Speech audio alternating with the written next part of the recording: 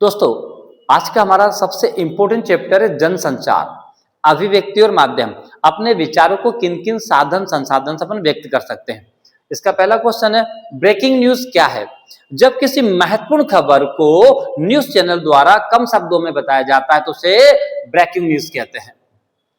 दूसरा क्वेश्चन हमारा है, पूर्णकालिक पत्रकार क्या है?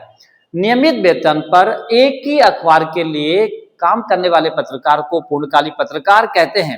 आपने देखा होगा तारक मेहता में पोपटलाल जी और हमारे तारक मेहता जी, वो पूर्णकालिक पत्रकार है। हमारा अगला क्वेश्चन है, फ्रीलांसर पत्रकार क्या है? भुगतान के आधार पर अलग अलग अखबारों में काम करने वाले पत्रकार को फ्रीलांसर पत्रकार कहते हैं। दोस्तों, हमारा सबसे एमपी क्वेश्चन है, समाचार लेखन में किन 6 ककारों का प्रयोग किया जाता है? ककार का मतलब होता है सवाल। ध्यान से सुनिएगा, कब, क्यों, कहां, कैसे, क्या, किसको, ये 6 ककार है। हमारा अगला क्वेश्चन है, वॉइस ओवर क्या है? नाटकों की ऐसी ध्वनि जो दर्शकों को तो सुनाई देती है किंतु पात्रों के द्वारा नहीं बोली जाती, इसे वॉइस ओवर कहते हैं। दोस्तों, आपने सुना होगा फिल्मों में जो गाने बजते हैं, गाने गाता कोई और है और हीरोइन उस पर क्या करते हैं, एक्टिंग, लिप सिंगिंग, इसे क्या कहते हैं अपन, वॉइस ओवर। बीट क्या है? संवाददाताओं के बीच उनकी योग्यता और अनुभव के आधार पर कार्य बांटना बीट कहलाता है। एक बात समझे, जो व्यक्ति जिस काम में अनुभव हो उसको वो काम दे दो तो क्या कहलाएगा, बीट। अकाउंट वाले व्यक्ति को अकाउंट दे दो, इंग्लिश वाले व्यक्ति को इंग्लिश दे दो तो क्या कहलाएगा, ये बीट। अगला क्वेश्चन, वॉचडॉग क्या है? भाई, मीडिया का काम होता सरकार के काम पर निगरानी रखना और यदि कहीं गड़बड़ी हो तो उसे जनता के सामने लाना, वॉचडॉग कहलाता है। अगला क्वेश्चन है, स्टिंग ऑपरेशन क्या है? जब किसी न्यूज चैनल द्वारा, किसके द्वारा, न्यूज चैनल द्वारा, जब किसी न्यूज चैनल के द्वारा अपने छिपे हुए कैमरे से किसी गैर कानूनी, अवैध और असामाजिक घटना को रिकॉर्ड किया जाता है तो उसे स्टिंग ऑपरेशन कहते हैं। इस ऑपरेशन का एक गुप्त नाम भी होता है। दोस्तों, आपने देखा होगा तारक मेहता में अपने पोपटलाल हमेशा स्टिंग ऑपरेशन करते रहते हैं। लाइव क्या है? जब किसी घटना का घटना स्थल से सीधा प्रसारण किया जाता है तो उसे क्या कहते हैं, हम लाइव, जैसे क्रिकेट मैच। कोडिंग डिकोडिंग क्या है?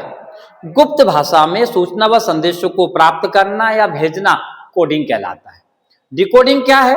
गुप्त भाषा में जो सूचना व संदेश प्राप्त होते या भेजे जाते हैं उनको समझना या समझाना डिकोडिंग कहलाता है। अंतः व्यक्तिगत संचार क्या है? देखिए, ध्यान से सुनिएगा, अंतः मन की बातें। अंतः व्यक्तिगत संचार क्या है? जब हम अकेले में सोचते हैं, कोई योजना बनाते हैं या किसी को याद करते हैं तो उसे अंतः व्यक्तिगत संचार कहते हैं, जैसे पूजा, प्रार्थना, इबादत और ध्यान लगाना। अगला क्वेश्चन हमारा है, अंतर व्यक्तिगत संचार क्या है? जब 2 लोग आमने सामने बैठकर बातें करते हैं तो उसे अंतर व्यक्तिगत संचार कहते हैं।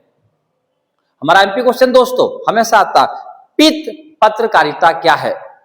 पित पत्रकारिता सनसनी फैलाने का काम करती है। पित पत्रकारिता वह पत्रकारिता होती है जिसमें समाचार को बड़ा चढ़ाकर भ्रामक तरीके से प्रस्तुत किया जाता है ताकि लोगों का ध्यान अपनी ओर आकर्षित किया जा सके। दोस्तों, हमारा अगला क्वेश्चन है, इंटरनेट क्या है?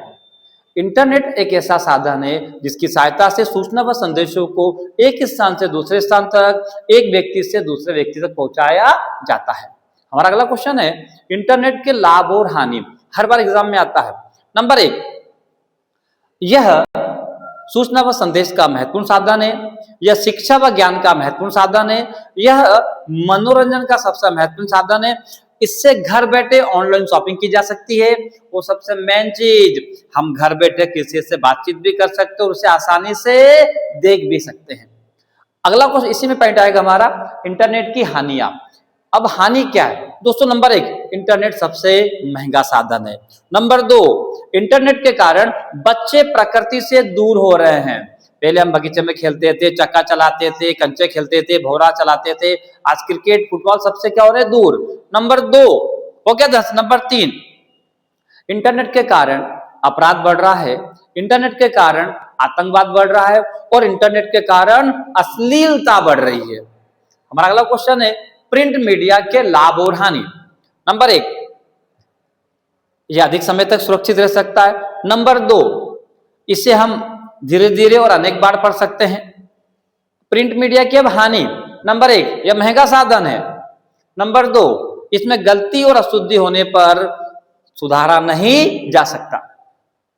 सबसे अहम क्वेश्चन मित्रों, रेडियो समाचार की संरचना किस शैली में की जाती है? तो आंसर ध्यान से सुनिएगा। रेडियो समाचार की संरचना उल्टा प्रामीण शैली में की जाती है। यह समाचार लेखन की सबसे लोकप्रिय शैली है। इसमें सबसे महत्वपूर्ण बातों को पहले लिखा जाता है और उसके बाद में कम महत्वपूर्ण बातों को लिखा जाता है। यह क्रम इसी प्रकार चलते रहता है। इसे उल्टा प्रामीण इसलिए कहते हैं क्योंकि इसमें क्लाइमेक्स को सबसे अंत में नहीं लिखा जाता, अपितु प्रामीण को उल्टा कर दिया जाता है। इसके 3 महत्वपूर्ण भाग होते हैं। नंबर 1 इंट्रो, नंबर 2 बॉडी और नंबर 3 समापन। Thank you.